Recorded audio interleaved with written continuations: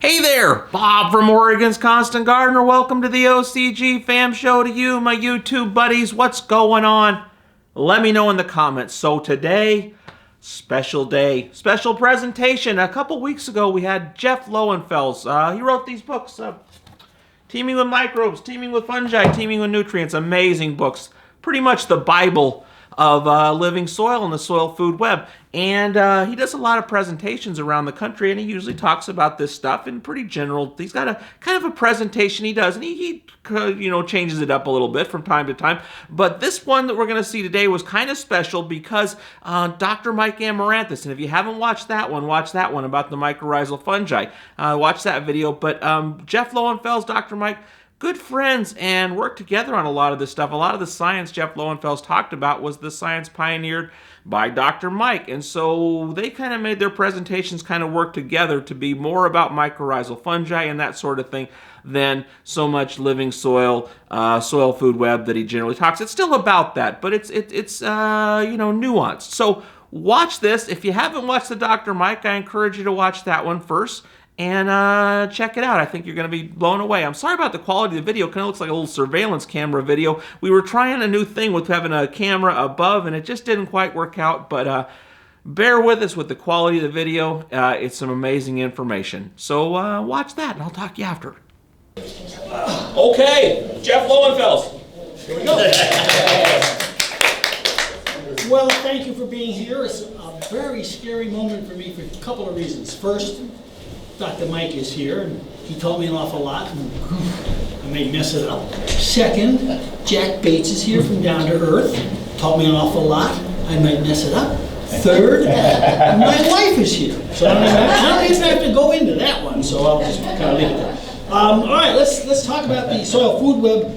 Just in case you don't know who I am, I always show this picture because it's got a picture of Roger Swain, who did the Victory Garden. Everybody knows Roger. Oh, yeah. Roger and I went to college together, and we were in the same class. And I tell people 2% of the class of 1971 graduated and became garden writers, and one of them made a lot of money becoming a garden writer, and the other one's me.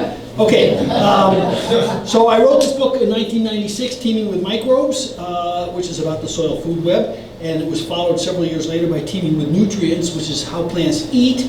So the first book is how the food is delivered to the plant, the second book is how the food gets into the plant, and the third book, Teaming with Fungi, is also how the food gets into the plant. When I had two books, because I'm a lawyer, people used to call me America's dirtiest lawyer. Now I have 3 books, and so I call myself Lord of the Roots. So let's get down to business. This is an Alaskan sled dog. This is how sled dogs do their business.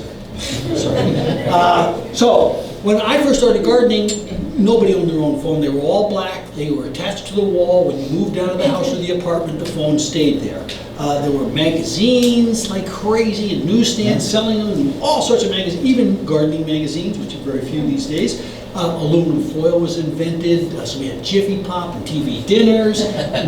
We had plastic come into being, and so everybody was eating with plastic, eating plastic, and playing with plastic. Let's see, we had new fertilizers that were developed, and they were going to solve all our problems. We learned how to spray our food so we wouldn't have blemish on our apples.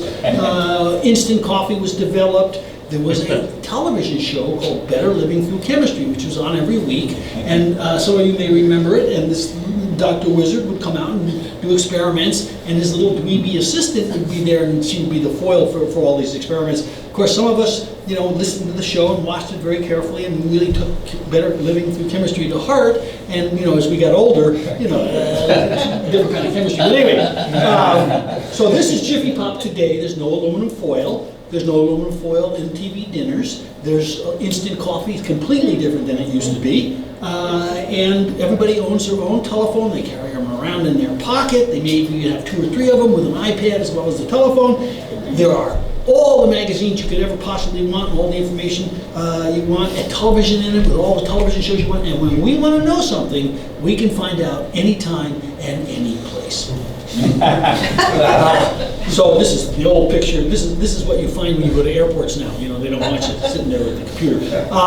Anyway, it's 2018. How come we're still using the same old fertilizers? Why are we listening every spring to the Scott's Miracle-Gro ads telling us that we have to put down weed feed on our lawn 4 times a season? every single year. Why are we still spraying our food?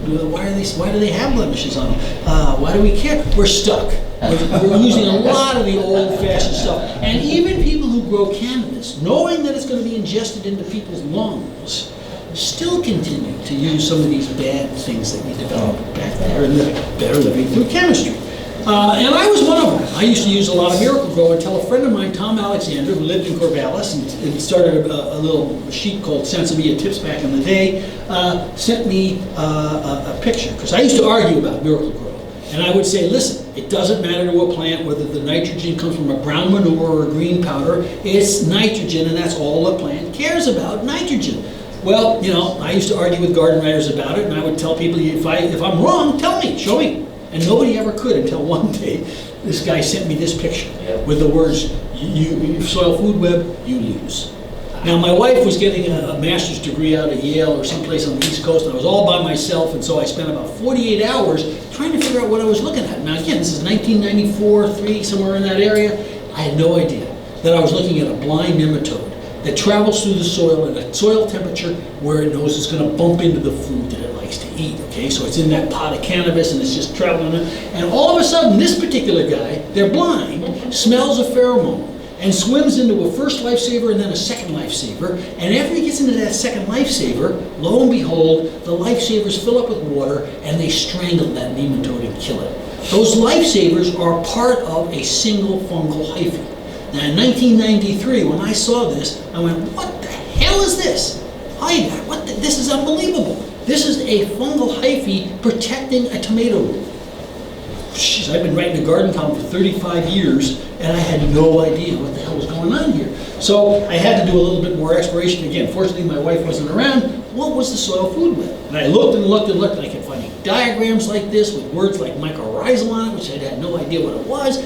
And I just didn't know what the hell I was looking at until finally I came across this picture and the words Dr. Elaine Ingham, and so I was able to deduce what the soil food web was. And I could give the whole talk off this slide. I won't, because it would be more boring than it's going to be anyway. And so the whole thing starts with the plant.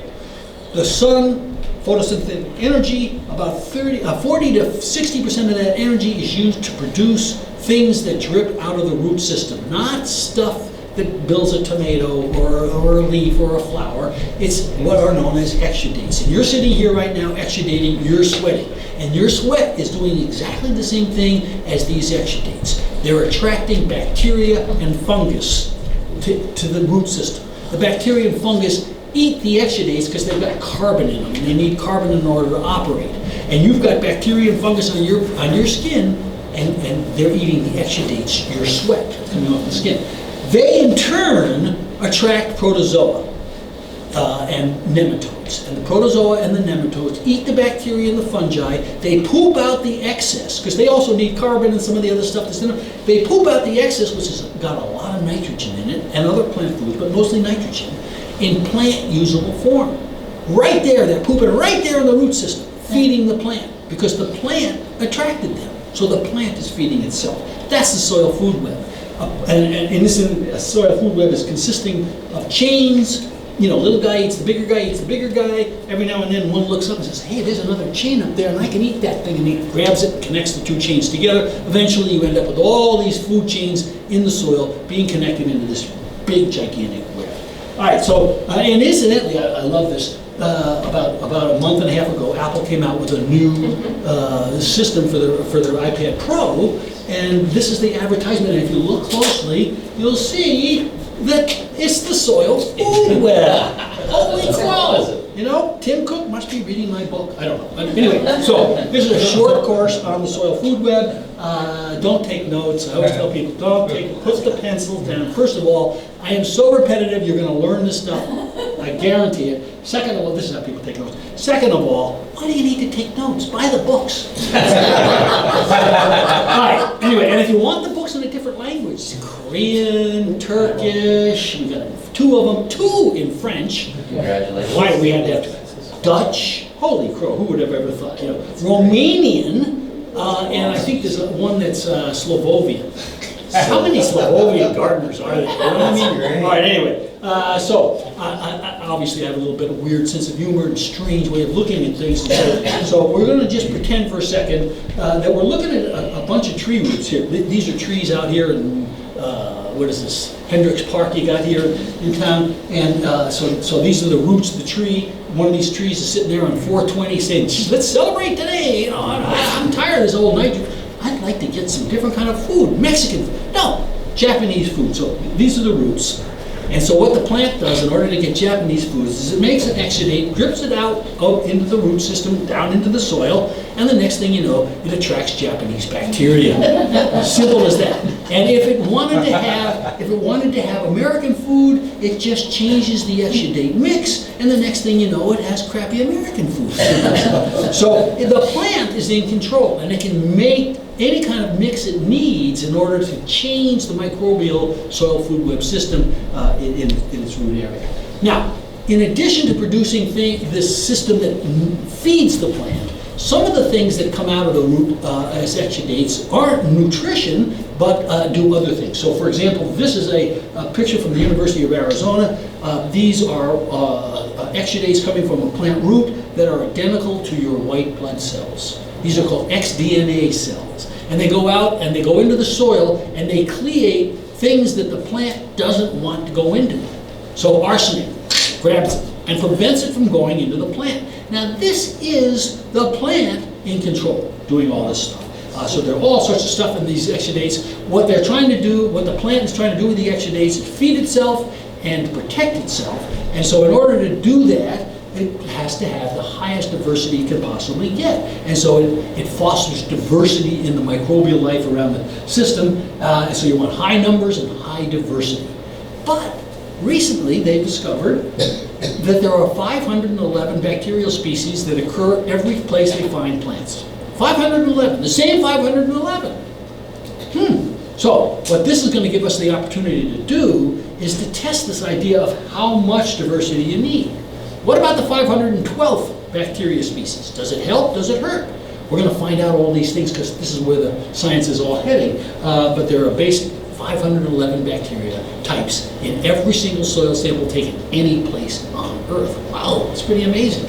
And we're going to be able to tell what they are because we'll all have home DNA kits at some point in time. And so it'll be really fascinating. You'll be able to test your soil in a completely different way. All right, so diversity is very important, not only because you're producing food, you're producing, there's xDNA cells, antibiotics are being produced by a lot of these microbes that take out the bad guys, et cetera. So you've got this thing, but you want to have a variation, not a monoculture, because where there isn't diversity, there's trouble. Simple as that. And so, this poor little chick's in trouble because there's not enough diversity there, and the same thing happens in the soil. Now, in a teaspoon of soil, there are 500 million to 1 trillion bacteria and another organism that's known as Archaea. I had to revise the book to add these in because they were discovered in 1979 or 78. I had no idea they existed until about 1990 or so. They're the third branch of life. Can you imagine that? We discovered a third branch of life in 1978. We're probably going to discover or already have a new form of life in 2017 called Donald Trump, but other than that, that's it. So these are the three forms of life right here, and the bacteria and the Archaea or Archaea, they have the same system, slightly different cell wall. Okay. The Archaea, incidentally, are the dominant organization in oceans, and they're the dominant organism in soil in the two-part nitrogen-fixing system. So they're very prevalent. Yeah. Now, these guys break down easy, simple to digest things, the ends of complex molecules. They can't break them up, but they can nibble on the edges. They eat and breed and breed. If you took 2 of them, put them in ideal conditions in a petri dish, after 6 weeks, we'd be 12 feet of bacteria all over the world. Fortunately, we don't have ideal conditions. We water our plants in part to keep the bacteria alive. These microbes all need water. And there's some really cool ones. These are the actinomycetes that produce a lot of the antibiotics that are now no longer any good. But these are the guys that produce the antibiotics. They also produce that wonderful smell you get when you put your hands in compost. It's called geosyn. They produce this stuff. Beautiful, beautiful guys. We have nitrogen-fixing bacteria. So everybody knows about rhizobia. Very few people know about Frankia, which is made by those actinomycetes. And if you dig up an alder anywhere here in Eugene, you'll see roots just like that, even though you've never heard of it. Go home and try it today. And those are nitrogen-fixing nodules. And we're going to learn how to, just as we have with the Frankia, the other kind, they're going to learn how to use those commercially as well. Now, these bacteria, from a gardening perspective or a grower's perspective, are important for a couple of reasons, not the least of which is they're feeding the plant. They produce a slime. They produce a slime in order to protect themselves from being eaten by other things. That slime is sticky. Well, when you get up in the morning, you brush your teeth to get rid of bacterial slime. Right? You're all licking your teeth right now. And you gotta use a lot of energy because it's really sticky. It sticks to little particles of soil, another particle of soil sticks to it, and pretty soon you start to get soil structure. Okay? Starts with the bacteria. The other thing is it has a pH above 7. So if your soil is dominated by bacteria, as opposed to being dominated by fungus, it has a pH above 7. It's alkaline. There are good bacteria, but there are also bad bacteria. And when the conditions are right, the bad bacteria are very opportunistic. They come out and do their thing. All right, in that tablespoon of soil, there are 14 feet of invisible fungal hyphae. If you happen to be growing wheat or something else in there, there can be up to 3 miles of invisible fungal hyphae in there. And it's incredible stuff. You know, it's a fungus, obviously. And I always have to have a couple of jokes, so a few slides. We find fungus everywhere. They are the reason why plants are on the terrestrial ground. And we used to think they were plants, but in fact now we know that they're not plants. They don't have chlorophylls. They're not animals either, although they're more related to animals than they are to plants. There are 2 types. Yeast is the one kind that everybody knows about. That's what it looks like. And the only reason why we care about it is because it produces beer. Other than that, who cares? So the other one, on the other hand, are the filamentous hyphofungi. Some of them have septi, which separate them. Some of them don't. Some of them have 1 nuclei in each one of those septi. Some of them have nuclei all over the place. That's what they look like. They grow and grow, and they form these networks that are known as mycelium. And they weave through those bacterial stuck together particles of soil, and they make more soil structure. So you can see here, they're not bricks. They're irregular structural things that are tied together, and so you've got air pores and places for the little guys to hide from the big guys. When it rains, it pushes the bad air out and pulls in good air. This is soil structure, bacteria and fungi. And if you don't have them, you got bad soil for structural perspective as well as for feeding your plants. The fungi form these wonderful mycelium. If you haven't read Paul Stamets' book, Mycelium Running, you need to. It's a terrific, terrific read. Some of these guys can go miles and miles, and they literally can form water pipelines by merging together some of these fungal hyphae, and they hollow them out, and then they use them to transport water, which is pretty incredible.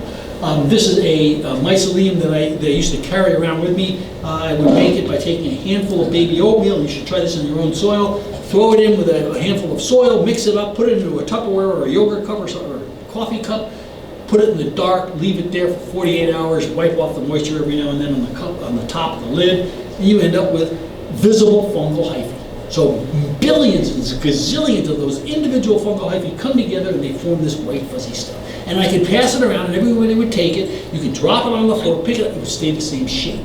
Unbelievable, it's like a sponge.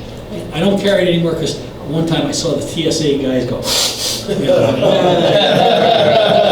This is the largest organism in the world. It's a 3.5-mile fungus that's here in Oregon. It's in the Masher National Forest, 3.5 miles big. And it's killing everything that grows above it, or grew above it. Chitin is the substance in the cell wall as opposed to cellulose, which is in the plant cell wall. And the chitin is very important because a lot of insects and a lot of nematodes and other pests that you grow and you worry about, they don't like chitin. And so if you have good fungal in your soil, it prevents these guys from coming in.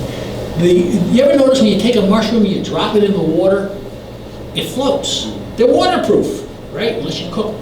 And they're waterproof because they are capable of producing a very special molecule that goes on their surface that's called a hydrophobia. And so they go on the surface, and anytime the plant emerges and goes into water, it's got this hydrophobic cover. These are what's known as a glycoprotein that's produced by the fungi, and it coats the surface, and it's very, very important because it keeps it waterproof, right? But that stuff up at the top, you see, that's it right up at the top, and that's a glycoprotein. It turns out that that stuff contains tremendous amounts of carbon. And we're going to talk about it in a while. It's one of the reasons why these fungi are so important. They have the same internal parts as a plant, except for chloroplasts, exactly the same, even though we never study them in school. And they got a really neat way of operating. So down at the bottom is a fungal hyphae that's beginning to grow. As it goes up, and that little spot at the front gets brighter and brighter and brighter, there's more activity going on inside the fungi as it's preparing to grow. And so this is called a Spritzing Crop. It's like the brain of the fungus. And so the Spritzing Cropper, this is a fungal growing. This is very quick growth. And when you think about it, what has to happen is the cell walls of the edge have to open up. More cells have to be added in. We're making this thing bigger. Well, when it opens up, you don't want everything to spill out. Very complicated, beautiful process. This is the command room, the Spritzing Croppers. A leaf over there, go left, and so it also calls up all the things it needs in order to build these walls as it moves forward. This is how the depiction, and this is another one. But this is really what it looks like. It's a very complex thing with microtubules and all sorts of really neat structures on the inside. They're really quite something. And they digest extracellularly. They put an enzyme out, which is an acid, and it breaks down complex things, and then it takes the digested stuff that's been digested in the soil and brings it back into the system and translocates it throughout the system. So they're really kind of cool. They eat very difficult and hard to digest things. This is a fungal hyphae going into some feldspar rock, breaking it down, they really do their thing. They break these long molecules apart, which creates more edges for the bacteria to nibble on the outside stuff. So above ground, every plant has what's known as endophytic fungi in it. We're just beginning to think about commercial production. These are not symbiotic fungi, but they live inside the plant, and they do different things for themselves that sometimes help the plant. They never really hurt the plant. We discovered them because some cattle wouldn't eat this grass, and then they discovered that no bugs would eat it either because it had this endophytic stuff in it. So most plants have up to 350 different endophytic fungi. They stain, they're beautiful, but we don't know all that much about them. This is the next frontier, I think, having conquered this next one, which is the mycorrhizal fungi, that word I couldn't understand, that when I went, and the first weekend I ever met Jack, we were at a garden writers conference, and I asked, 1996, 750 of the world's famous garden writers, how many people know what a mycorrhizal fungi is? Because it turns out that 96% of all plants form a symbiotic relationship with these mycorrhizal fungi, and not one garden writer in America had any idea what they were. Wow. In fact, when I used to use the word, Google didn't really have it spelled properly either. So it's really changed a lot. Now there are lots of different mycorrhizal, seven basic kinds. Orchids won't even germinate unless they have a mycorrhizal fungi, but these are the two we care about, the ectomycorrhizal and the endomycorrhizal fungi. And of course, this is Bigfoot. They're one of the sponsors today, but the reason why this is important is because this particular mycorrhizal fungi mix contains some other stuff that normal mixes don't contain in order to feed the mycorrhizal fungi to make sure that as they get off to a great start, they're well fed. Very interesting product. Most mycorrhizal fungi, there are about 15 to 20 that people can duplicate in the lab. Some of the fungi are very specific and only infect one kind of plant. Fortunately, there's a bunch of them that infect hundreds of different kinds, thousands of different kinds of plants, and so we can use it. This is a great product. It's here. It's new. You need to take a look at it. Now, how did we get into these mycorrhizal fungi? Well, the Germans, the Kaiser in Germany, one day got up and said, I am sick and tired of eating French truffles. because the Germans hated the French. And so he had his commissar or something go out and find the finest botanist in Germany. Because remember, fungi were supposed to be plants, and have him figure out how to find these beautiful things, truffles, in Germany. And so he went out and he looked, and he had his graduate students look. And they looked, and they looked. The reason why he wanted it, because the Kaiser had truffle oil on his French fries. This is Dr. Albert Frank, who was the botanist, and he used every method he possibly could in order to try to find these truffles in Germany. And he failed, but he kept finding fungi all around roots, particularly the trees. They all had this fungi in it, and they were beautiful, and they seemed to coat the roots. Whoa, nobody had seen this before, or actually a guy had seen it before about 20 years earlier, but nobody believed him. So they drew these pictures, and then the pictures turned out to be incredibly accurate in terms of what actually happened. He wrote a book about it, and in the book he describes the Ecto mycorrhizal fungi, which forms this hyphal sheath on the outside of the root, and then invades in between the cells, and then is invaginated by a cell in the inside. So you have a heart-tick net, you have a sheath and a net, and he theorized that these were not parasitic. Now this is the 1895, and when anybody said fungus, automatically, just like in 1996, when you say fungus, automatically, uh-oh, bad. Either Athling's foot, right? Chlamydia, whatever, you know, or it's eating something. So he said, no, these are good fungi. These fungi are helping. And he wrote this book, and 50 years later, everything in the book turned out to be true. But during the time, everybody said, you're crazy. Anyway, here's how they work. So you got two seedlings sitting in the sun, and one of the seedlings says, I am hungry for a bologna sandwich. And so what does it do? Well, gets up, mixes the right exudate, right? Puts the exudate in the water, and the next thing you know, it catches the right mycorrhizal fungus. Simple as that, you know. And then the fungus goes in, the plant sends the signal out. It's the plant doing the sending. So the signal goes out, it goes in to the plant, okay, and it forms that sheath or the net on the inside, and then on the outside, it goes out and it gets the bologna sandwich, right? So it goes out and it gets the bologna, which it finds in the United States Congress. Okay, so then it brings the fungi back. I mean, it brings the bologna sandwich back, and it feeds the plant. And because it's there and it's established and it's inside the plant, it stays there and it continues to feed the plant as the plant grows. And what's even cooler, well, let me just show you how it works. So what happens is you have a root, and the root goes into the soil. Somehow, the root goes into the soil, and it creates a depletion zone around it, right? Because you get osmosis, and the second book tells you how the plant eats and how that little zone gets formed. But once that zone gets formed, what does the plant have to do? In order to eat, it either has to grow deeper, or it can send out a little signal and call those mycorrhizal fungi who associate with it. They're very small. They're capable of going beyond the depletion zone out into the pore spaces that the root can never get anyway.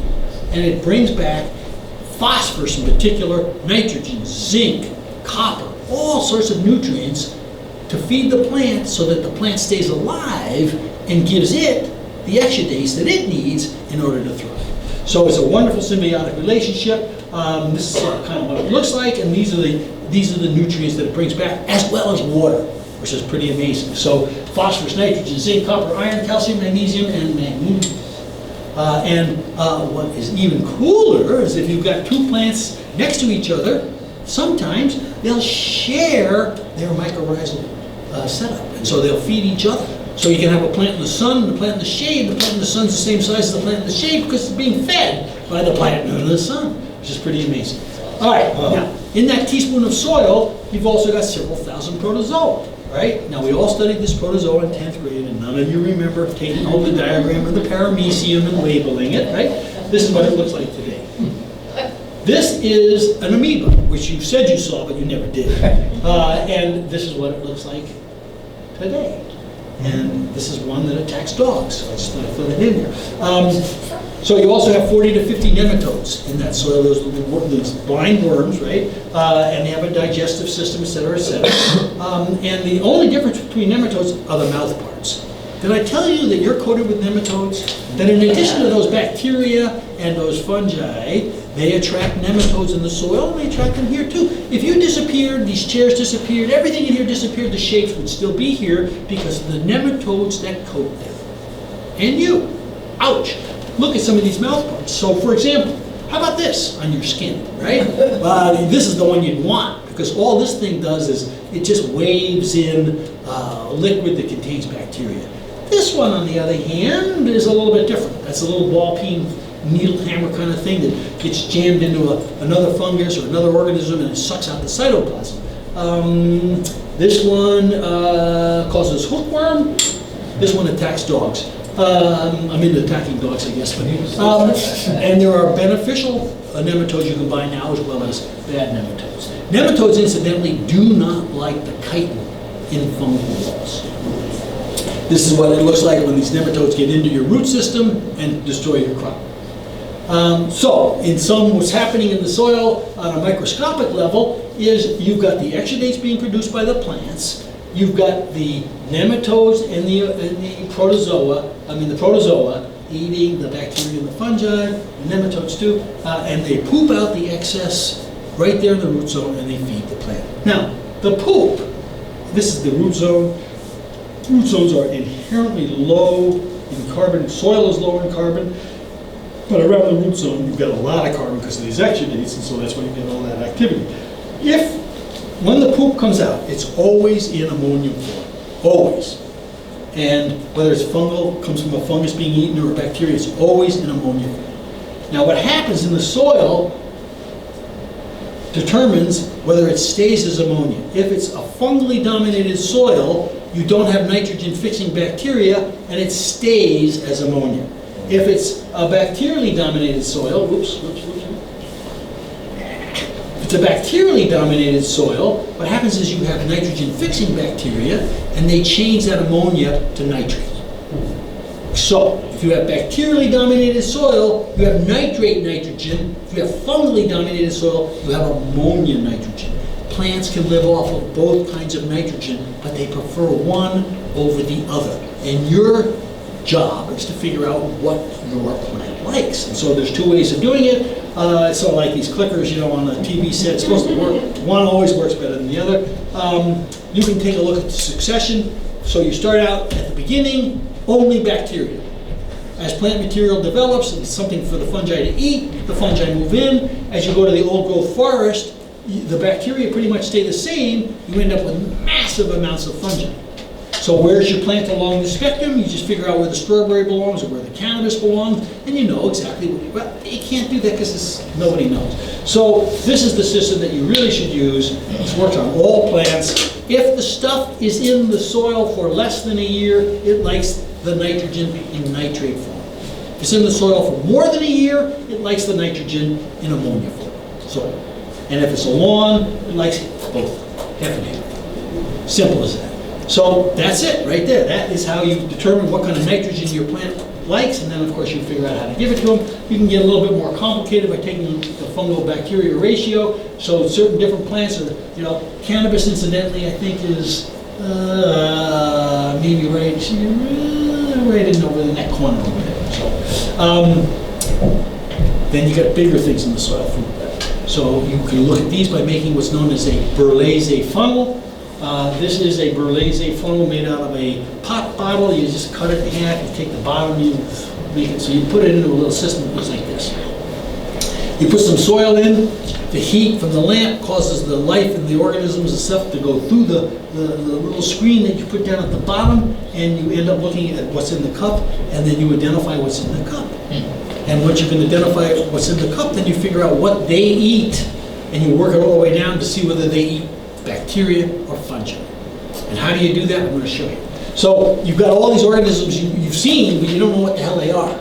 Because you've got an Audubon book, you've got maybe a snake identification book, but there isn't a book on soil But there is now a book on it, actually, and I'm going to give you the name of it and everything else. But so there's a japagid right there, and that japagid eats fungi. There's a springtail. They eat fungi. These mites over here eat bacteria, and those mites over there eat fungi. So you determine what you have.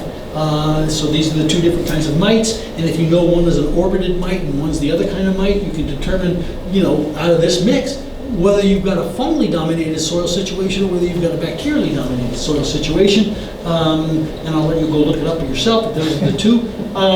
This is the book. It's by a guy named James Nardi. If you're going to take a note, this is the note to take.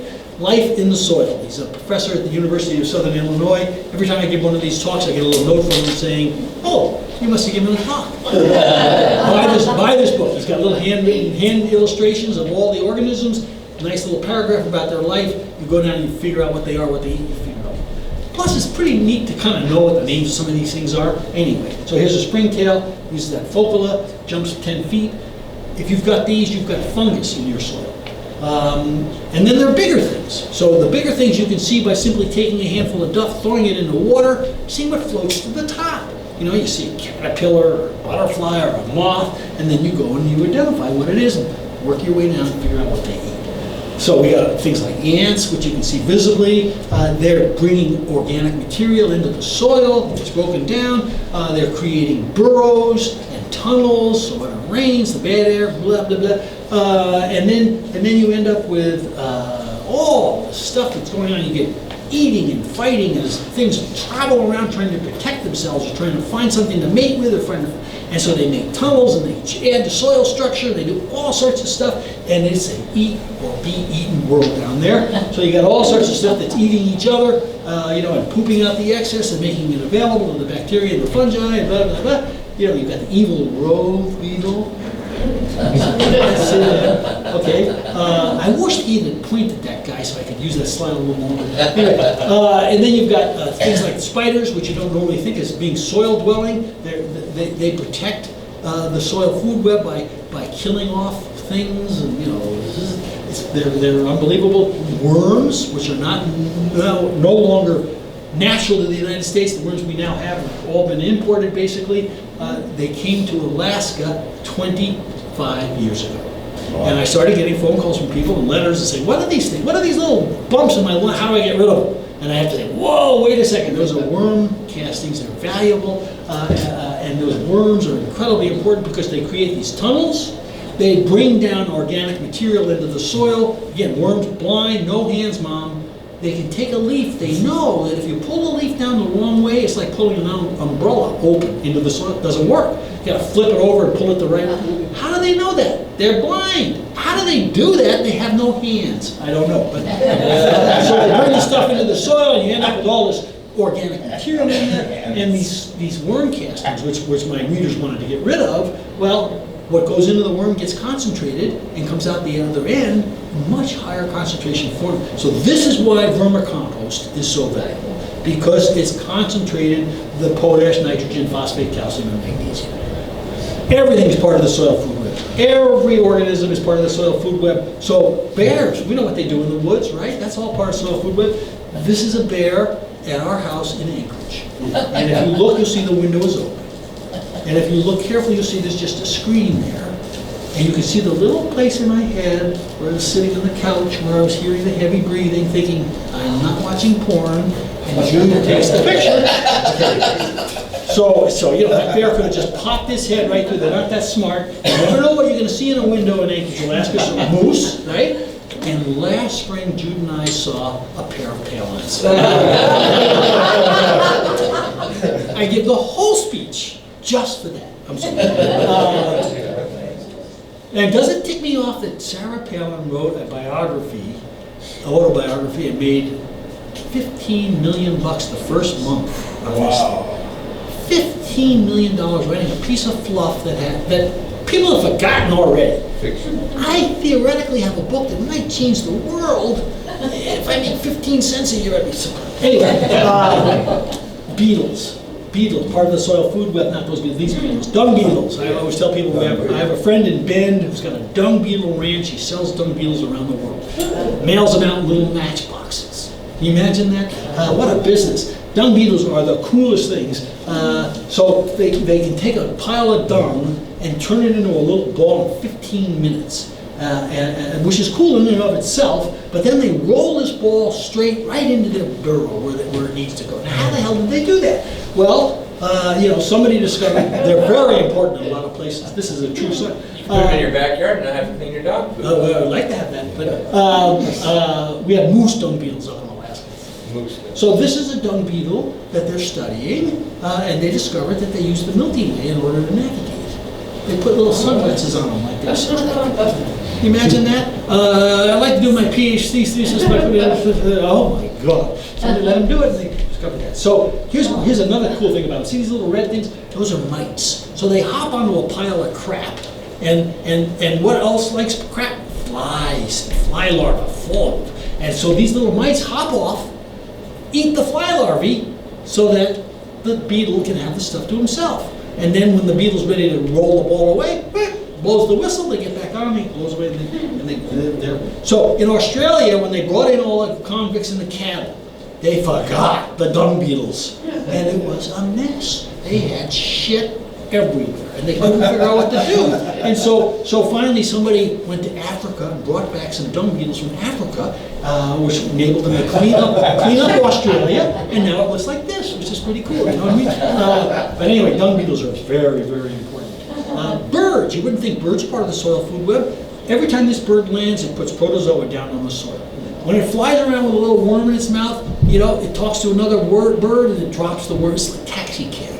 They're coated with protozoa and all sorts of garbage. You'd never want to touch a dead bird, because anyway, they're all part of the soil food web. And then of course we're part of the soil food web. And we're a bad part of the soil food web by and large because we use things like Miracle-Gro. Miracle-Gro is a terrible product.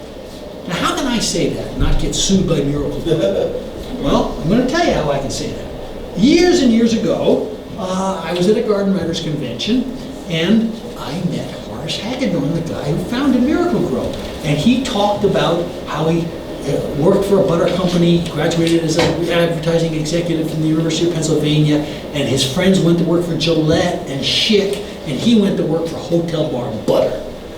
Nobody's ever heard of Hotel Bar Butter, and he discovered 5 minutes into the job that all butter's the same, it's just a different package. Razor blades, you can innovate. Butter's just the same, it's always been the same, always will be the same. So he hated this job, and he told us that he would think about cutting himself in the morning with his Gillette blue blade, but he didn't want anybody else to have to clean up after him. He's a nice guy, so he didn't. He'd think about driving into oncoming traffic, but he didn't want to kill anybody else, just himself. So he would come up with these ideas. He convinced the company to come out with a margarine. And so in order to have a package for the margarine, they had to have somebody on it, right? And so it turns out my father and grandfather owned the butter company that Horace Hagedorn worked for.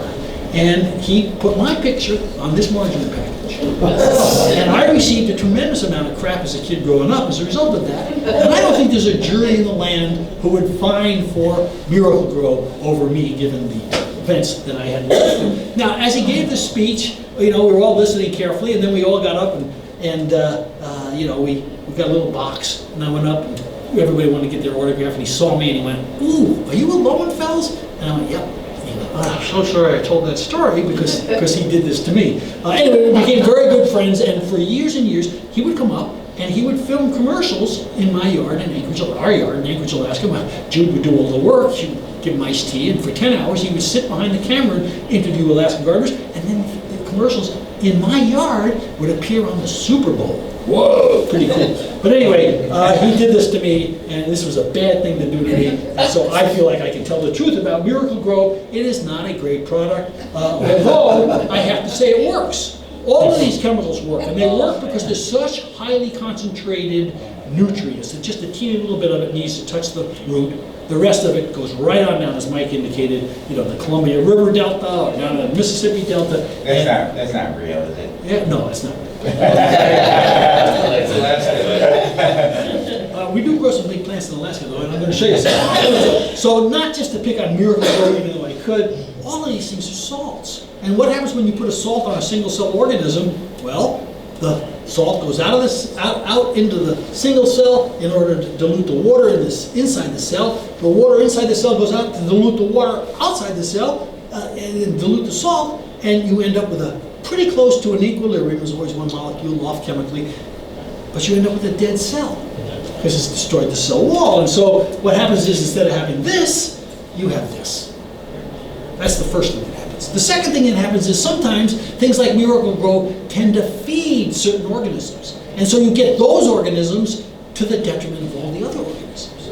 And you don't end up with a complete soil food web, you end up with a soil food web that doesn't work.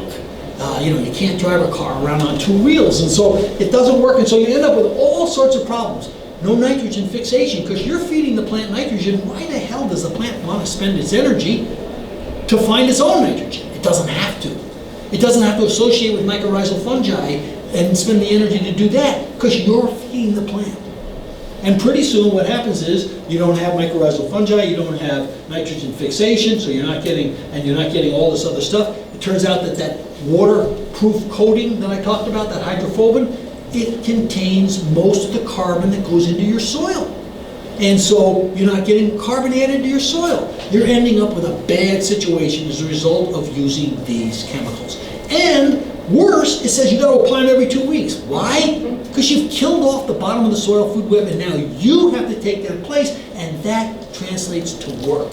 Simple as that. So no nitrogen fixation, all these terrible things, and the next thing you know, you have dependency, you have diseases, you have to start using pesticides. Things begin to go downhill very quickly. We do other things to the soil, like rototilling. Rototilling takes that fungal hyphae mat, completely destroys it. The bacteria that are supposed to be here end up down there, and the ones that are down there end up here. When you cut a worm in half, you don't end up with 2 worms. And so it's a serious, serious problem, and we do all these things. The reason why we rototill, incidentally, you get this beautiful, beautiful, smooth garden, and God forbid anybody should walk into it before you ever plant. You know what I mean? It's a terrible thing. And then, of course, it rains. And the first thing that happens is some of the air gets pushed out. And in the fall, if you rototill in the fall, it's snow and ice, pushes the air out, And the reason we rototill is because of this guy, Jethro Tull. Not this guy, Jethro Tull, but, this guy, Jethro Tull. And he was alive during the time of Jefferson, Lincoln, Benjamin Harrison, George Washington. They were all farmers. John Adams, they all read his stuff. Yeah, there it is. There's the song. Anyway, they all read his stuff, and it worked in America, because what were we doing? What he theorized, along with everybody else, is that plants simply ate soil. That's how they fed themselves. And so he came up with the idea of pulverizing the soil so it's easier to eat. Yeah, that's how rototilling got invented. And it worked in the United States because we were taking old growth, fungally dominated forests, right? And we were converting that to bacterially dominated soil by breaking it up. And what were we growing? Annuals, cotton, things to eat. So it made sense that it worked. And everybody in the United States went, hey, this guy's a genius. And everybody rototilled. And continued to rototill, because nobody thought to say, well, wait a minute, maybe you don't have to do it more than once. And you don't. And so, don't rototill more than once. But you end up with anaerobic conditions appearing at some point in time, because this fluffy soil, you've lost the soil structure, because you've destroyed it using that rototill. And so the bad guys say, oh, here's my chance. And they come forward, and the next thing you know, maybe not the first grow, maybe not the second grow, but at some point in time, something wrong here. Because you wake up, you end up with a case of toilet paper flipperopolis, right? And you say, what the hell is this? And what do I do about it? This was my 14-year-old daughter. We knew what to do about it. The guys discovered that at McDonald's, they have the biggest rolls of toilet paper in the world. 8 acres of toilet paper. No. Wonderful job. Having toilet paper in a couple of yards as a kid myself, I wasn't all that man, was I? Anyway, so what do? You get this terrible problem on your plants, and so you've got to go get some expert help. And so you don't want to come in here, because if you come in here and ask these guys, you're embarrassed. they might think you're a bad guy. So you go to Lowe's or True Value, one of those things, and you ask the genius there, hey, what do we do, And the genius doesn't know, so the genius asks the supervisor who doesn't know either. But anyway, you use your nose and you go find the right spot and you buy the smelliest stuff you can. You read the label, you suit up, and you spray carefully. No. Nobody reads the labels because the print is too small. You have to have a razor blade to cut it and open them up. And if your eyes are like mine, it doesn't do any good anyway. Who has a suit anyway?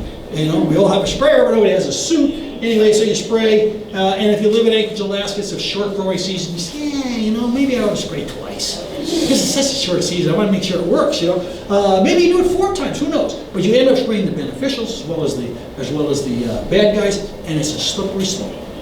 It gets worse and worse and worse, and you really have to try to figure out what's going on. You have to react very, very carefully, And so, God, who wants a blemished tomato? You have to, my gosh, we got to have weed-free lawns, don't we? No, we don't. And we know for certain that these things are bad for us, but we are absolutely positive that they're terrible for kids, and yet we still use them.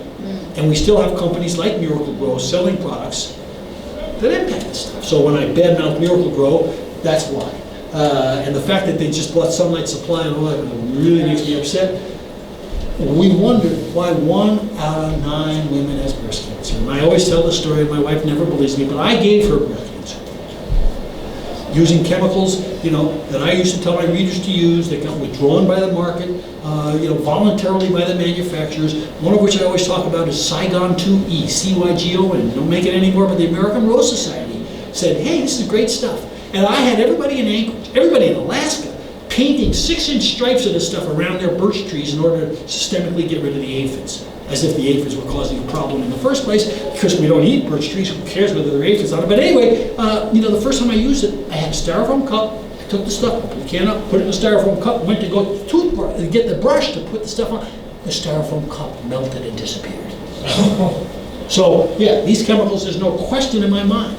We have definitely screwed ourselves over using these things. There's no reason why we should be using them. And what's worse, when we're dealing with cannabis, as many of you might be, my God, the idea that we're putting something on cannabis that people are taking into their systems is beyond criminal.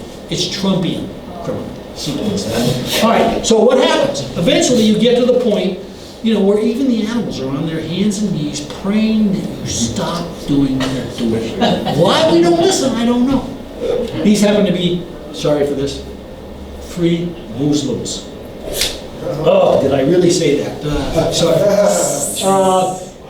Some things are so obvious. And this is one of them. This is one of them. You stop doing what you're doing and you put the microbes back. Simple as that. And it's really easy to do. You use compost, which can be made fungally dominated or bacterially dominated. Compost tea, same thing. Mulches, fungal or bacterial mulches, and mycorrhizal fungi. Simple as that.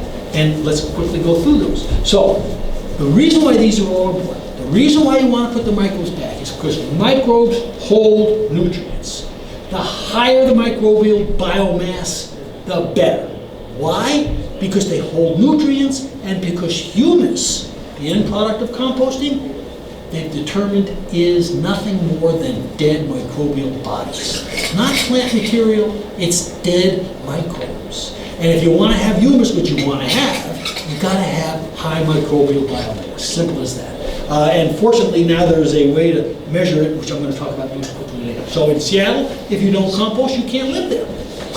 And the reason why people use compost and why it's a great way to put the microbes back is because it's got all of the fertilizer bags, the bacteria and the fungi, and all the fertilizer spreaders, the nematodes and the protozoa. Period. It's got everything you need except for mycorrhizal fungi, because mycorrhizal fungi require a chemical notice from a plant to activate and germinate. And there are no plant roots in compost. So there's no mycorrhizal fungi. All right, these are some basic formulas for fungal compost and bacterial compost. If you want to quickly write those down, you can. They're in the books. There is a difference though. So bacterial compost is what you want to use for cannabis and for annuals, row crops, and all that kind of stuff. Did you want to take a picture of that? Did you get that? Okay. Almost done. You don't need to rototill it in. You put it on the surface. The soil food web works in. It does it by itself. You don't need to rototill. You gotta have some problems with composting. So you gotta have a spouse that's willing to turn the paddle for you. If you've got a big compost need, you gotta have a lot of compost, and you gotta know where it comes from. Because some compost contains chemicals that aren't good, like tetracycline. And you don't want to have tetracycline touching your food, so you got to know what's in it. Worm and vermicompost, as we've talked, is valuable because of the concentration. Compost tea is valuable because it puts microbes back into the soil, but it also sticks to leaves, and it puts the microbes on the leaves, and on the leaves, they outcompete the bad guys for space, and for openings, and for nutrients. Whoops, how did that happen? Little Steve Jobs moment. Okay. Various compost tea brewers. That's the one that used to be made in this area, and they're all very, very good. You can make bacterially dominated by using these materials. You can make fungally dominated by using these materials, and it's really, really simple. You buy the brewer. Lately, what we've been telling people to do is, instead of doing compost teas, which take equipment and a little bit longer time, you can make a compost extract by using cheesecloth compost, squeezing it in water. You end up with the microbes in the water. They don't multiply and grow like they do in a tea because you've added food to it, but it's a great microbial soup which you can use just like compost tea. Very effective stuff.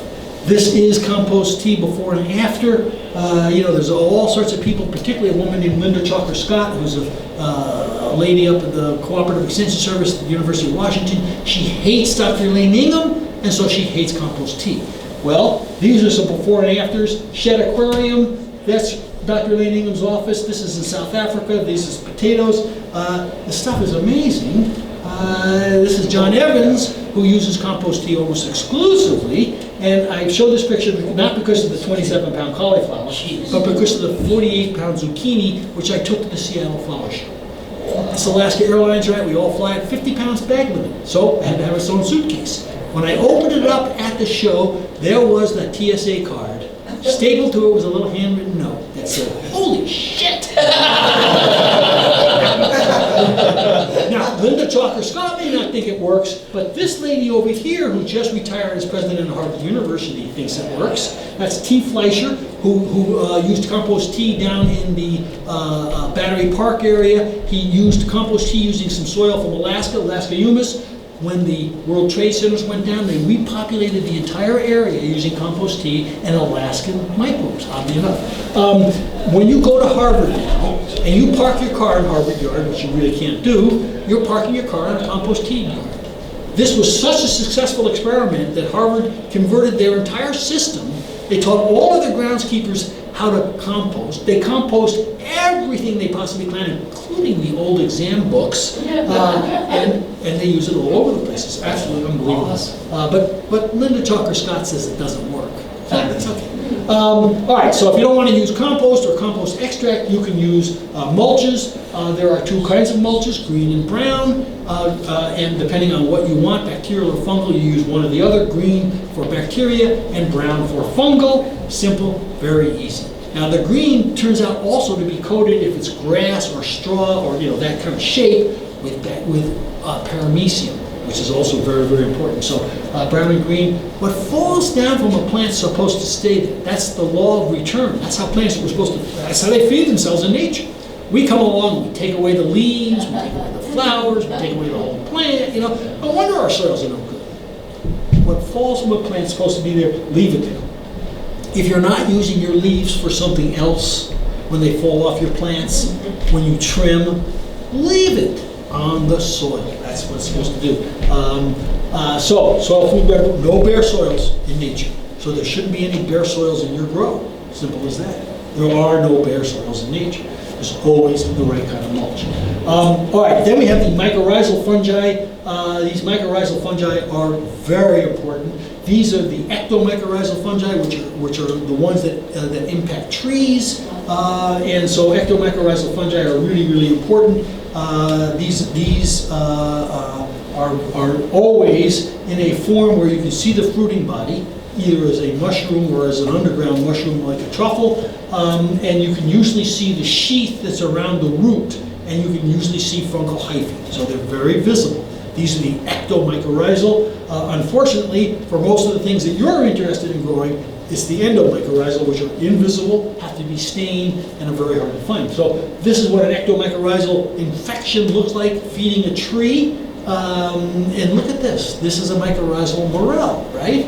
We all know what this is morel season. This week, right here in this town, is morel season, and that is a morel I found last week in the Portland area. Not just the Portland area. I was walking, like, look at them, they're beautiful.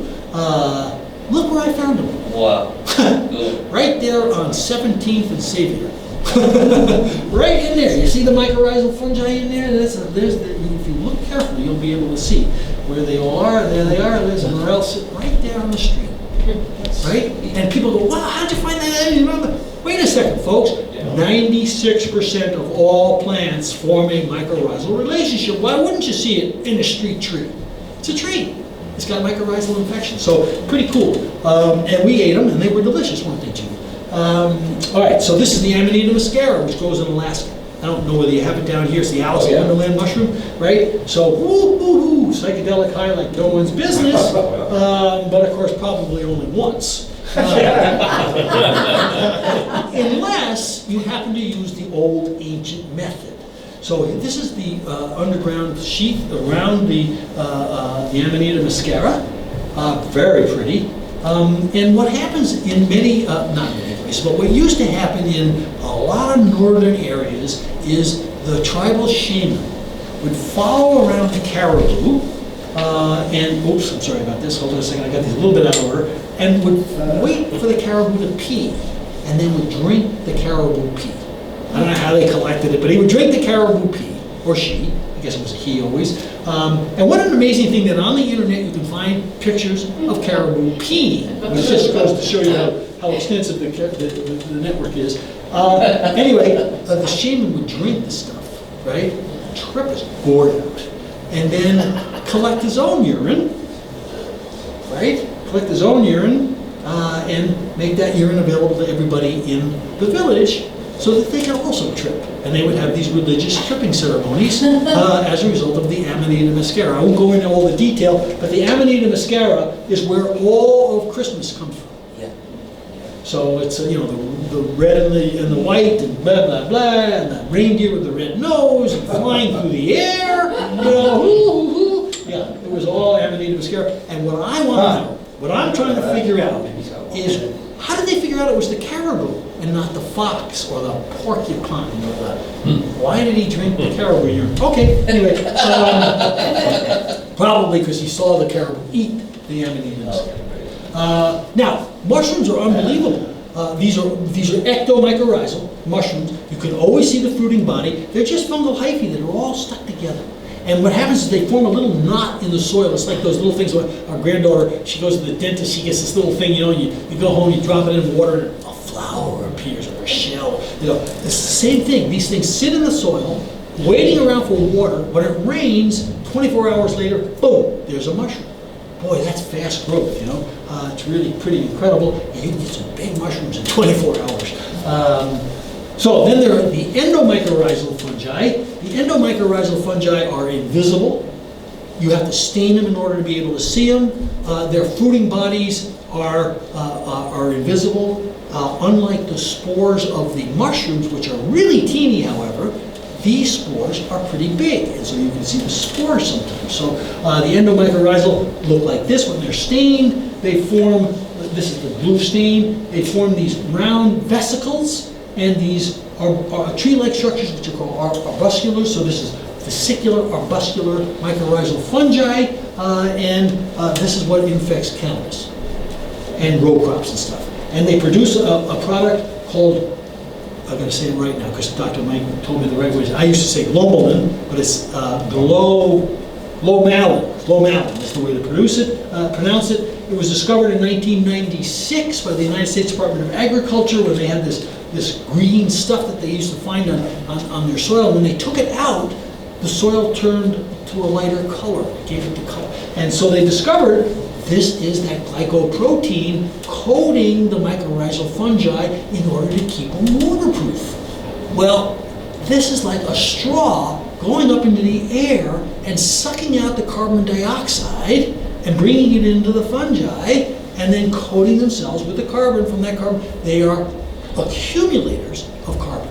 And when they die, they put the carbon into the soil. And so 37% of the carbon in your soil come from these guys, not from humic acids, but from these guys. And if you don't have them, then you don't have additional carbon going into your soil. And these are the things that are going to prevent, climate change from really ruining us if we can work with them quickly enough. Let's do it. Excuse me? Yeah. Yeah, it's good stuff, very good stuff. And the reason why they have so much carbon is because they've got 2 carbon sites on them. It's really cool. And I had no idea when I wrote the first book that it was these hydrophobins that are used to keep the mushroom and the fungi waterproof. Pretty cool the way it all ties together.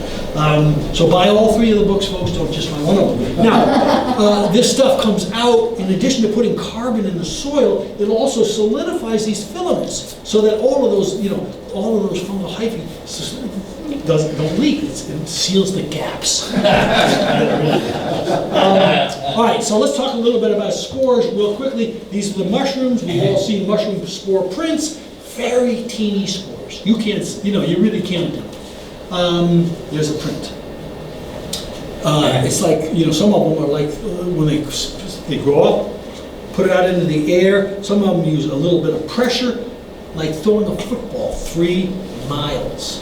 If it was the same size as a human being. Sometimes there's animals that take it away. Sometimes it's just the wind itself. But they spread and they do their thing.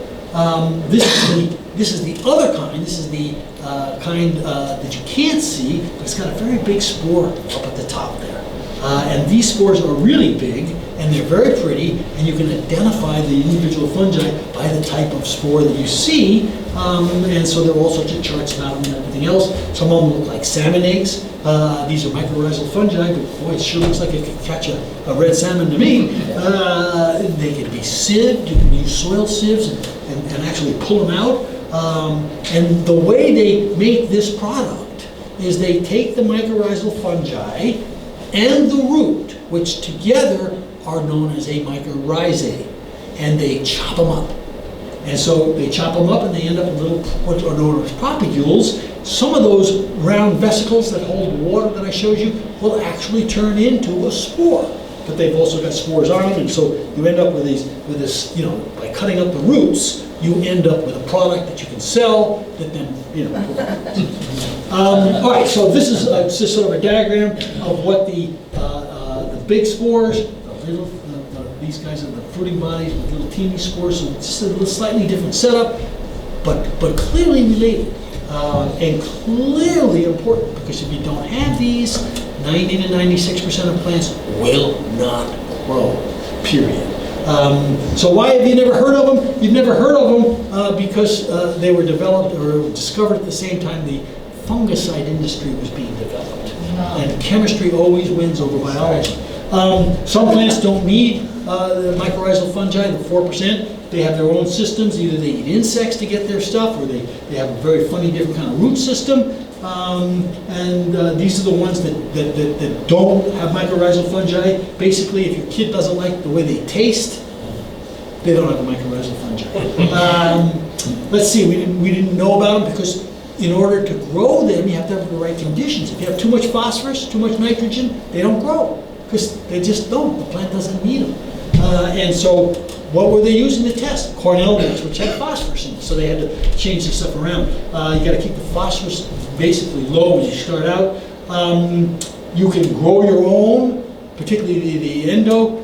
There are all sorts of different methods. Again, buy the book, or you just simply buy stuff that's already been. So why are they important? Well, they're usable in everything that deals with plants can be using mycorrhizal fungi to make things better.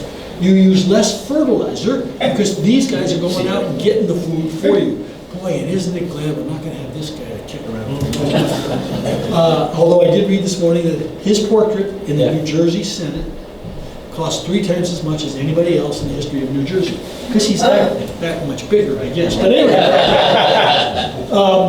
with it, without, it's just, the differences are absolutely phenomenal. What I didn't include in here, because I wasn't thinking, they use them right after, when they plant, Forest Service uses them.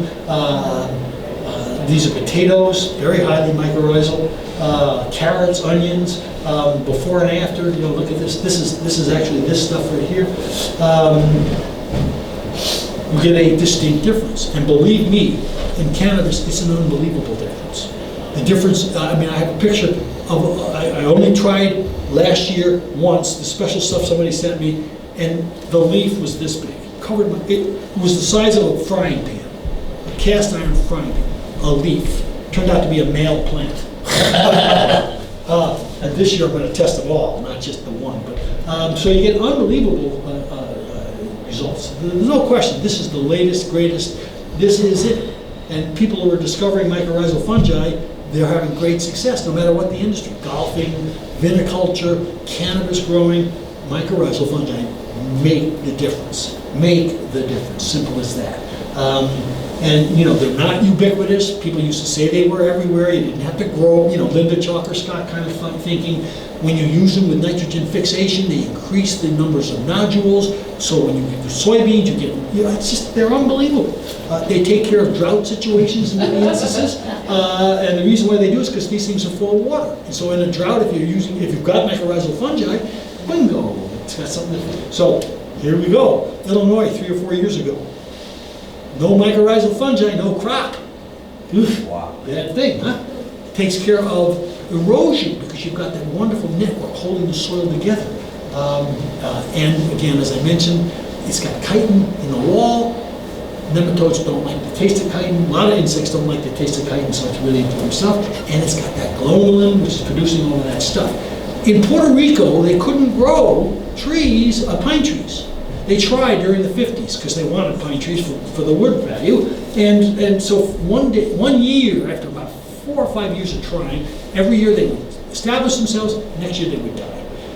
A guy brought in a bunch of stuff, he got the contract, he brought the stuff in soil from South or North Carolina that had the right mycorrhizal fungi in it, and they grew. And today, they don't have electricity in Puerto Rico, but they got a lot of trees, so they can use that instead of maybe. A true partnership, not only between the same kinds of plants, but other kinds of plants as well. So if you have, a marigold and a ponderosa pine, they can be feeding each other by sharing the fungal networks. It's simply incredible. If you have a prairie situation, you can't grow trees in a prairie. If you introduce the right mycorrhizal fungi, the tree will grow. In Anchorage, Alaska, nobody ever was able to grow a maple tree until about 20 years ago. Sears Roebuck brought in 10 maple trees in soil that had the mycorrhizal fungi. What we discovered is you could take that soil and you could grow a maple tree. Then we discovered you can go and buy Jack's down-to-earth product and grow a maple tree as well. So, but it was the lack of the mycorrhizal fungi. They're not ubiquitous. They don't exist everywhere. So, very, very important. Prairie, no trees. 50 years ago, a Russian guy said, gee, I wonder what happens if I bring the mycorrhizal fungi in. Boom, grew a tree in the prairie. Everybody went, wow, that's pretty incredible.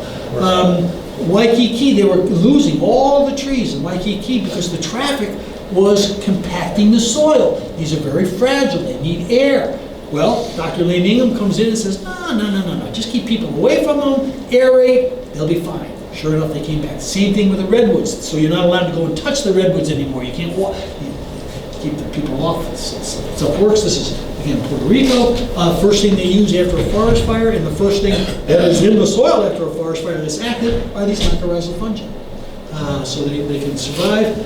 The reason why this particular mycorrhizal fungi is so good is because these guys have figured out you got to feed the fungus and keep it healthy and give it everything it can possibly get as it's establishing itself.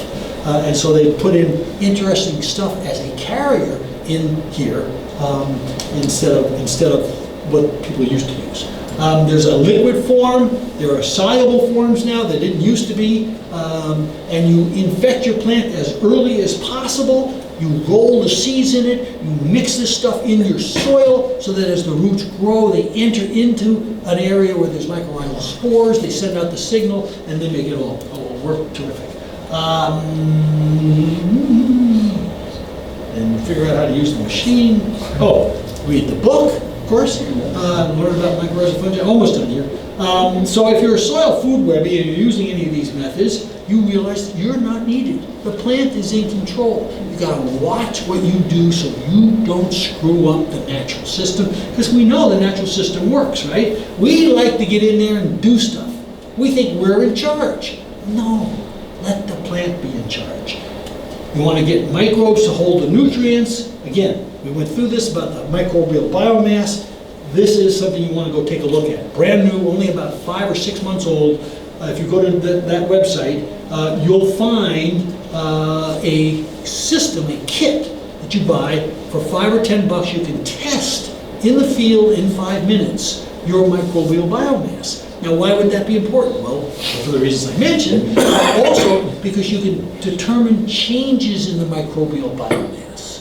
So when your plant starts to flower, it stops putting out exudates, which reduces the biomass because the microbes aren't being fed. Oh, it'd be kind of nice to know when your plants are about to flower, wouldn't it? They're also, is the stuff you're putting down working? You test the biomass before and after, and you determine whether the product's any good. You test the product itself using this kit. So I'm able, for the first time in my life, to determine whether a product actually teams with microbes by using this kit. And now I can put a sticker on a product that says this product teams with microbes. It's a very unusual, very, very neat thing. And it's just, I learned last week, Cornell has decided they want to test this on all of their field trials because this is a test that will replace your basic soil test for NPK. Who cares? You want biomass. Anyway, It's only $4 or $5. $4 or $5 per test. Per test, yeah. So you got to buy the kit. It's $100 or something. Anyway, you can also get your soil tested at the Soil Food Web, and you can have NPK tests as well. That's awesome. So you can also count the little guys to see whether you got, so you can do it that way. We don't use pesticides that are chemical, and if possible, we don't try not to use any pesticides at all. We think like a soil food webby. And this is how a soil food webby thinks. These are the things you ask yourself, and when you get the answers to these things, then you know what to do. Yeah, it's a little bit of work, but that's what life's about. We all want to hand fed, but you've got to think about what you're doing. You've got to use natural stuff. You've got to be smart. And if you're a big grower, you got to have somebody who knows about this stuff on your staff. These guys in here, they know about it. You come in and you talk to people, and you figure out what the right thing is to use, rather than just simply listening to that loudmouth Scott guy, tell you by yelling at you at the television. So. It's really very, very simple. There are all sorts of products, and you can go out here and find stuff that last year didn't even exist. So people are really into this stuff, and not just these kind of people, our kind of people, maybe that's the right way of saying it, but the Bayers and the bad guys of the world have all figured it out, and they're all just now starting to sell seed coatings with bacteria, with microbes. This stuff is real. We know it. And the fact that they've figured it out and are now selling products ought to be confirmation that not only is it real, but it's here. And we're going to be seeing more and more and more of this stuff, which is really important. We are feeding the microbes, not the plants, and so we look at things a little bit differently. We feed microbes in the soil food web world. It's not fertilizer, it's microbe food. It either usually comes as fish or poop. And here's one that is fish and poop. But I say to people, why don't you just go get the food that makes the poop and use that as your microbe food. So you go to the feed store and you get the stuff that goes into the horse that makes the manure that you compost, and you use that as your, so there's all sorts of stuff that you can get. You all know the list. These are the things that make a bacterially dominated system. These are the things that make a fungally dominated system. Very, very easy. You don't go to till except for that one time. You use low phosphorus numbers, if at all. Aerate, to keep the mycorrhizal fungi and the rest of the soil food web in an aerobic situation. You can take advantage of some of the peculiarities of the soil food web, like the fact that the straw and hay supports sugary stuff, and so you get paramecium on it. So you can take this stuff and make a tea kit. Just stir it every two or three times a day, and you'll end up with so many parameciums you'll actually be able to see them, even though they're fairly microscopic. You put it down, one paramecium will eat 10,000 bacterium a day. So you put down a couple of million paramecium, you're producing quite a bit of nitrogen for yourself, which is very, very good. And finally, you want to have the finest soil you possibly can. Your growing medium is the condominium for the soil food web. And I don't know about you, but if I was living in a condominium, I want to live in the fanciest condominium I can possibly afford. And that's what you want to have your plants grow in. The fanciest condominium you can one that contains all the stuff it needs. This is why biochar is so cool, right? Because it's a beautiful condominium for the microbes. And in fact, biochar doesn't work unless you charge it for a couple of weeks to get the microbes into it. So this is all key, important stuff. And I always end my talks by saying to people, if you're not convinced, just think of this. The redwoods, right? They're 750 years old, 500 plus feet tall. How the hell did they ever get there without using any miracle grow and no Roundup? How did that happen? They team with the soil food web. You should too. Buy the book. Thank you very much. Thank you.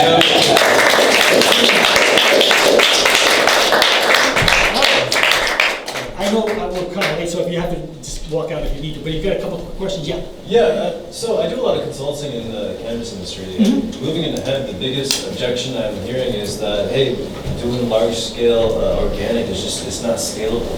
So, right, I agree with you completely, Yeah. but what are you saying to that? I just say to people that you're wrong. Yeah. And then I say to them, and if you think about it, not only are you wrong, but you're stupid. Seriously. So do you want to work with these chemicals? Do you want your employees to work with these chemicals? Do you want to get the diseases? Do you want to pass them on 3 or 4 generations down the road with the hormone problems that they cause? Do you want to believe the fake news that organic doesn't work? Where does that come from? The Monsantos of the world, for God's sakes, you know. Yeah, it works. And there are all sorts of articles that talk about how we can feed the world organically, blah, blah, blah. A plant is a plant, right? Now, some people want to get a yield that's higher than an organic system might produce, and so they put these chemicals on. Okay, but I guarantee you, at some point in time over the next 3 or 4 years, that system is going to fail. It'll break down somewhere, because they always do. Either they're going to lose soil, they're going to lose soil structure, it always fails. Sure. Eventually, it catches up with you. So yeah, you just tell them they're wrong and they're stupid. And to read the book. Yeah, and then they'll read the book. You know, the same thing occurred in the nursery industry. Right. For years, it was you cannot grow nursery plants with organics. It cannot be done. Right. I was told that over and over, and I finally decided I'm going to try it. And it wasn't really until I started using Mycorrhizae that I really started hitting some success. And Monrovia, organic. And they use the mycorrhizae like crazy. They work with Dr. Mike, all of those special color, and so yeah, it works. They make a lot of money. So yeah, I mean that's just false news, fake news. Yeah. I don't personally have a preference between culturing indigenous microorganisms versus buying something here at the shop. Right. I'm wondering if there's any studies or any anecdotal information that you may have about what's going to grow better plants. Well, let's start with a recent study that indicated that every plant that grows has 511 types of bacteria.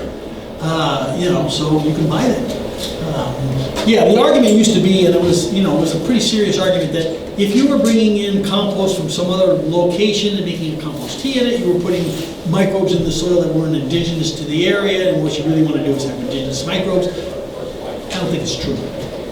There may be some, but basically the mix is pretty much the same. So that works, it works. Well, for some, like my first experiments with microorganisms were soil transfers. So I took soils from healthy areas and transferred it. I did it for years. I had one bad event where I introduced Phytophthora to a bed. It was just like, is this worth the risk to do this? Because if you're a company, if individual, it's no big deal, but if you're a company and you introduce Phytophthora, I mean, it's a big deal. You're done, your business is over. So that kind of grounded me on just grabbing healthy soil and transfer. And I would do it in my own garden, but I would not do it for business. Yeah, I mean, and really, you want to make your own compost anyway, because that's a sustainable, rechargeable thing to do. Right. So, that makes a lot of sense. And again, if you're a big, gigantic commercial grow, I don't care what kind of soil you buy, you want to test it first. You want to make sure you're getting what you're buying.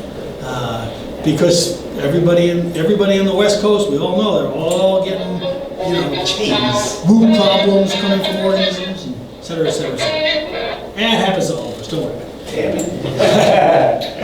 Yeah. So I'm not sure if it was, I was listening to a podcast, I'm not sure if it was actually you or somebody else, but they were mentioning that they saw if you had a higher concentration than say 10 or 15% Douglas fir in your humus, that it was detrimental to the soil microbes. Do you know anything about that? Or? I don't. Okay. I don't. I can only imagine what the thinking is, maybe the stuff is still young, it's got a lot of terpenes in, the turpentine kinds. Right. That's the only thing I can think of. I mean, at some point in time, obviously this stuff composts because other trees grow in it, right? Right. So it's probably the age of it. I see. And if it's older, then it's usable. And generally, what they say is if you're using a fir tree, you want to compost it for 6 months, and then the terpenes will grow. But I don't know if that's true or not. Because the terps can hurt? Well, sure, yeah. Over-dominant? Yeah, if they're really strong. Turpentine, yeah, sure. Yeah. And Right. not only part of it's terpenes, Right. Huh. That's cool. Interesting. Yeah. Yeah, there are a lot of people who think you can put terpenes down on the soil and that those terpenes will go into the plant. Not true. Not true? No. Someone told me that yesterday. No, the plants make the terpenes. Right. And they make them in the trichomes up there. Right. And so, read the second book. I will. No, I mean, That's one of the, that's sort of an interesting, how does stuff get into plants? All right, one more question. Teaming with nutrients. Yeah, teaming with nutrients, that's right. carbon sequestration. Yeah. Can we save the planet? What are you doing? And how, I've heard that you're working on that, right? Like, Well, we're all working on it if we're using mycorrhizal fungi, because they are straws pulling carbon out of the atmosphere and putting it into the soil. And the more straws we have, the better it's going to be. Yeah. So what we have to worry about are, the United States Department of Agriculture not getting behind no-till. We have to worry, all of these things are important. So yeah, we're all operating in that system. They were going to give carbon credits to Australian farmers for no-till farming, and at the very last end, they decided they didn't do it, but it was so close. Yeah. It would have been the first thing where the farmers would have got carbon credit, real money. I'm gonna put it out there, someone take this idea, because I don't have the capital to do it, but why can't we micro-lend to third world countries that are destroying their rainforests and their agriculture areas, micro-lend to these poorer countries and get fungal teas made and sprayed all over the depleted rainforest. These developing countries know more about how to manage the soil than we do. Right. That's just- Yeah, I'm convinced that they are the smart ones, not us. one of the first lectures I ever gave was in Costa Rica. Oddly enough, but as you were talking earlier, And Cuba's got more soil productivity than we do, because they had to manage organically, because they couldn't buy the crap, in America. they're all on Cuba. Oh, yeah. Cuba's per unit productivity, they're off the charts. Yeah, it's They've been all- managing organic for 50 years because they couldn't get anything. Yeah. Can't get off glyphosate. Best thing that ever happened to them. But the Gates Foundation, is taking a look at this microbiometer because it's an easy way for somebody in Africa. And Mike indicated that they're looking at mycorrhizal fungi. They understand what it is. They stole a picture from Mike. That's Bill Gates did and put it Sue on that the guy. So That is my it's going to picture. happen. I mean, it's Well, gonna, you should sue him and use his money to do this.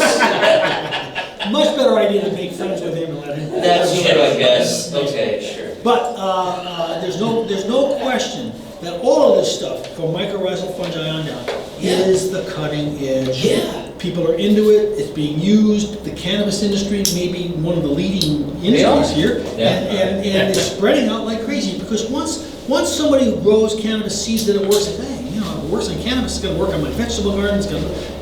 Exactly. And so it does. And so it's really a terrific thing. And if you want to solve the world's problems, use a lot of mycorrhizal fungi. Let's do that. Yeah. You were saying that high phosphorus levels kills the mycorrhizae, but No, it doesn't kill the mycorrhizae. But if you've got so much phosphorus in the soil, why would a plant need to spend its energy I see. to signal to get the mycorrhizal fungi and to feed it? It doesn't need to. Solubility is bad for mycorrhizae, so anything above 80 parts per million for our species, and for some species, above 15 parts per million, they won't germinate. Wow. So, which is pretty low.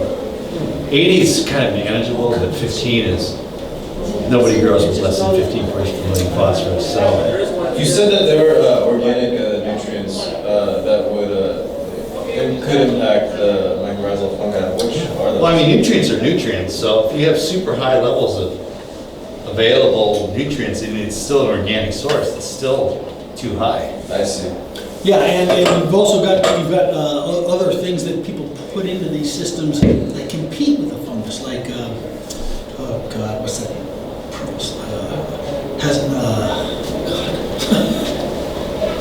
They add it to mycorrhizal mixes, and so you see all these mycorrhizal fungi, and then oh God, this one of your son would know. It starts with a T. No. Trichoderma? Is it in Yeah. there? Yeah, trichoderma can compete. And it really, the literature is pretty mixed on that. But there's enough red flags that I wouldn't use trichoderma mycorrhizae. Particularly Some studies have showed that it's no effect, but. Well, if it's got lower numbers. Is it no effect versus, there's no positive effect to it? Is that? You can have. Is there research that shows a positive effect? If the numbers are low enough, they won't kill all the mycorrhizal fungi, so you get benefits from both of them. But the trichodermas stimulate root development because they suppress pathogens.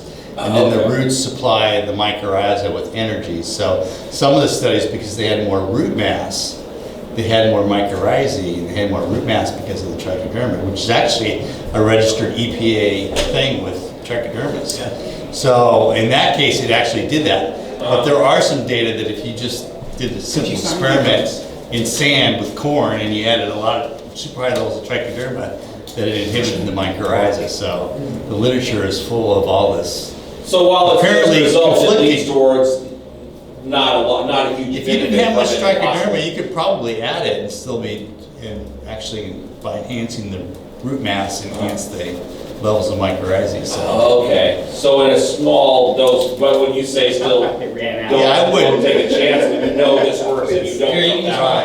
exactly. Here's my pen. Yes. I wouldn't use the trichoderma. Period. I mean, it's. Anybody got a Yeah, I got a pen. Yeah, I think the root shield is actually a genetically modified product too. Is that right? They don't popularize that effect. Well, anyway, thank you very much, everybody. for Thank coming. you. Thank you. Okay, that was fun. I hope you enjoyed that and found it informative. I sure did. What an amazing guy. So that's the show for today. I love you, and I'll see you tomorrow. The OCGFAM show, it's pretty good. It happens every day. It's the OCGFAM show.